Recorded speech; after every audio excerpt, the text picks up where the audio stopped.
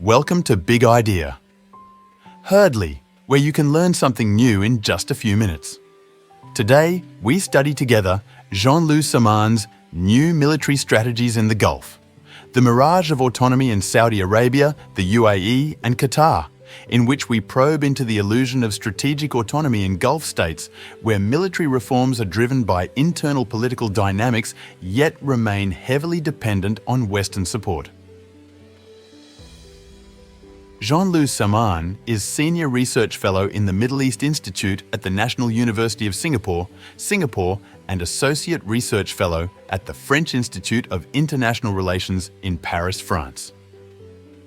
Don't go away. Herdly, the editor, will be right back with the story.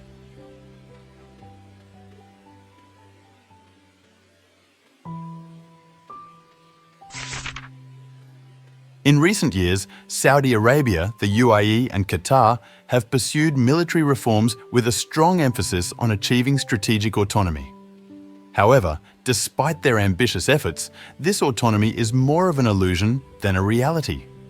The region's military strategies, while increasingly assertive and independent on the surface, remain deeply entwined with Western support, both in terms of military hardware and expertise. This paradox lies at the heart of the Gulf states' pursuit of autonomy. They seek independence but cannot escape the need for external assistance.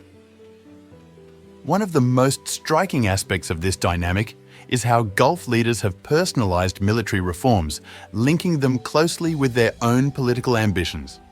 Mohammed bin Zayed, MBZ, in the UAE, Mohammed bin Salman, MBS, in Saudi Arabia, and Tamim bin Hamad in Qatar have each driven military modernization efforts that reflect their visions for their countries.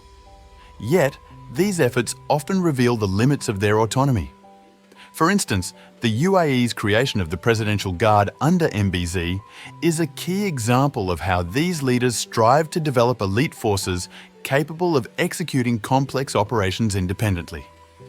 The Presidential Guard was designed as an elite unit with training and operational capabilities that were supposed to make it the cornerstone of the UAE's military autonomy. The reality, however, is that this unit, like much of the UAE's military, relies heavily on Western advisors and trainers. This reliance undermines the very notion of autonomy that the Guard was supposed to embody. A detailed story from this book that illustrates the limitations of this autonomy is the UAE's military intervention in Yemen.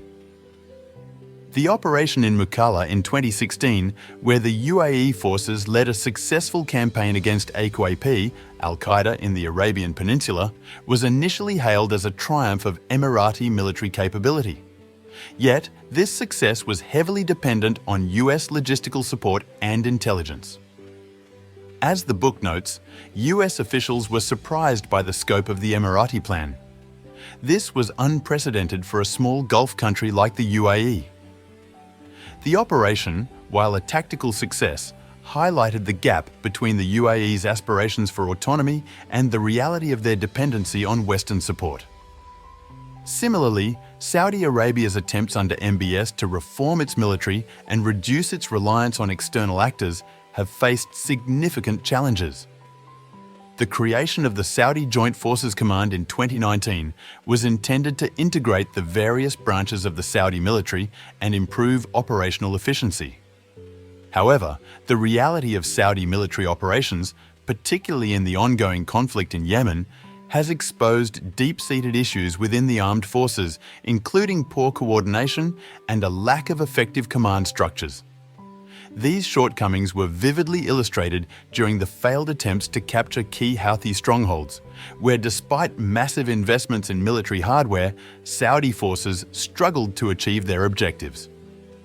An illustrative story from the book is the 2015 Operation Decisive Storm, where Saudi Arabia led a coalition into Yemen to restore the government of President Hadi. The operation, envisioned as a quick and decisive intervention, quickly bogged down into a protracted conflict. The book recounts how the swift decision to launch an air campaign was not matched by the necessary ground support, leading to a drawn-out conflict with significant civilian casualties. This not only demonstrated the limits of Saudi military capabilities, but also the extent to which Saudi Arabia still relied on Western military advisors and equipment to conduct such operations. In Qatar, the pursuit of military autonomy took on a different character, particularly after the 2017 blockade imposed by its neighbors. Qatar responded by rapidly expanding its military capabilities, entering into defense agreements with Turkey, and increasing its purchases of advanced weaponry from the US and Europe. However, the speed and scale of these acquisitions often outpaced Qatar's ability to effectively integrate and operate these systems independently. The blockade highlighted Qatar's vulnerability and the fact that despite its wealth, it was far from achieving true strategic autonomy. A compelling story from the book involves the 2017 diplomatic crisis when Saudi Arabia, the UAE, Bahrain, and Egypt severed ties with Qatar. Qatar's response was to quickly bolster its military by signing a defense agreement with Turkey, allowing Turkish troops to be stationed in Qatar. The book describes how Doha's swift move to bring in Turkish forces was a clear indication of the limitations of its military autonomy.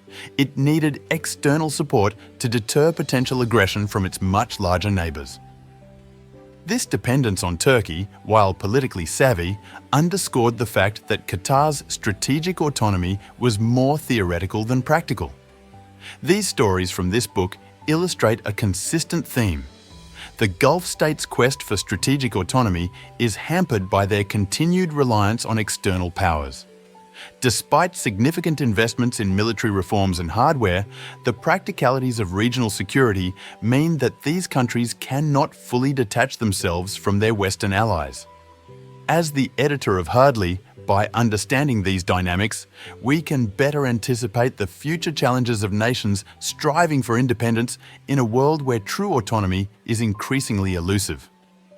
This insight allows us to question and reassess our own assumptions about power, sovereignty, and the global order, offering a fresh perspective on the complexities of strategic autonomy.